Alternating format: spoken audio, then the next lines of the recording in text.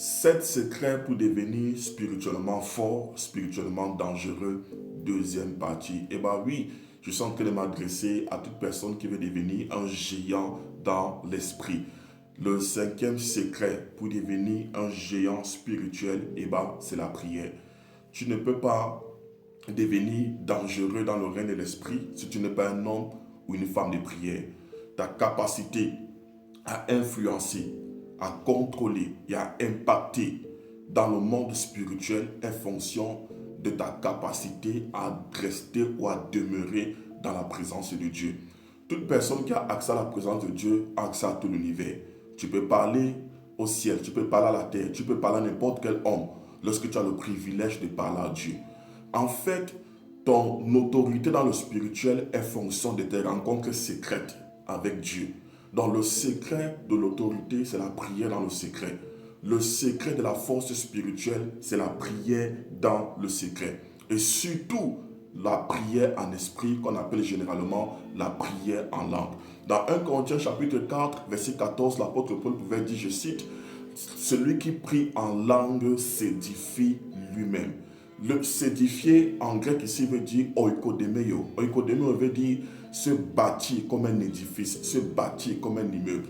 Il y a des chrétiens qui sont des cases spirituelles, d'autres sont des chambres, d'autres sont des studios, d'autres sont des maisons. Il y en a qui sont des étages, d'autres encore sont des immeubles et il y en a qui sont des gratte-ciel.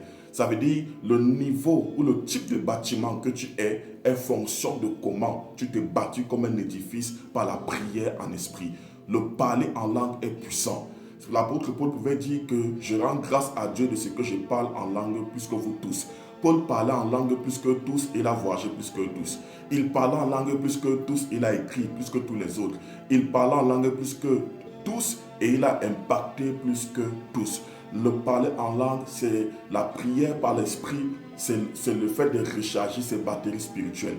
Lorsque tu te recharges tous les jours, en fait, l'usage de ton téléphone est fonction du niveau de ta batterie. Donc, il y a des choses que tu ne pourras pas faire lorsque ta batterie est à 15%, lorsque ta batterie est à 3%.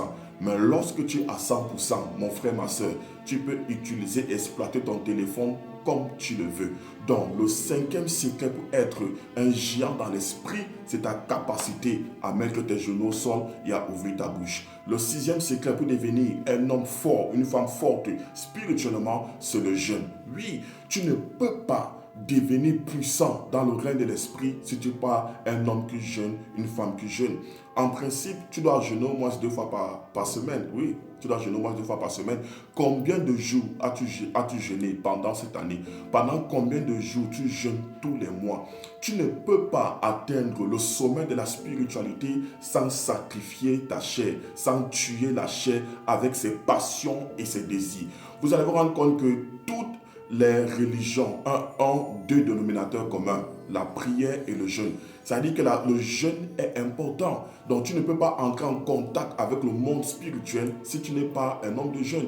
Parce que jeûner, c'est le fait de priver sa chair de ses plaisirs afin de nourrir l'esprit. Lorsque nous jeûnons, nous sommes en train d'amplifier et de rendre sensible notre esprit au monde spirituel ou alors au Saint-Esprit. Il y a des dimensions spirituelles que tu n'atteindras jamais lorsque ton ventre est toujours plein. Il y a des dimensions spirituelles que tu n'atteindras jamais lorsque tu es toujours en train de satisfaire les désirs et les envies de ta chair. Donc pour être un homme, une femme spirituelle, tu dois avoir la capacité de jeûner. Oui, le jeûne rend ton esprit pur. Le jeûne développe ton esprit. Et lorsque je parle du jeûne qui est accompagné de l'intimité, de la communion. Sinon, jeûner sans prier, c'est simplement faire du régime. Le septième et le dernier secret qui te permettra de devenir spirituellement fort, spirituellement dangereux, ce sont des alliances secrètes que tu as avec Dieu. Mon frère, ma soeur, écoute-moi. Un homme d'alliance, une femme d'alliance est une personne qui est spirituellement dangereuse. Dieu ne permet pas qu'on touche aux hommes et aux femmes d'alliance n'importe comment. Donc lorsque je parle des hommes d'alliance, lorsque je parle des alliances avec Dieu, il ne s'agit pas de tuer un animal et tout pour avoir une relation avec lui. Non, ce n'est pas de ça que je suis en train de parler. Je parle des personnes qui sont une valeur sûre dans le royaume. Des personnes qui sont des changeurs de vie. Lorsque vous avez affaire à quelqu'un qui est toujours en train de gagner les âmes pour Christ, qui est en train d'intercéder pour les nations, c'est une personne qui est en alliance avec Dieu.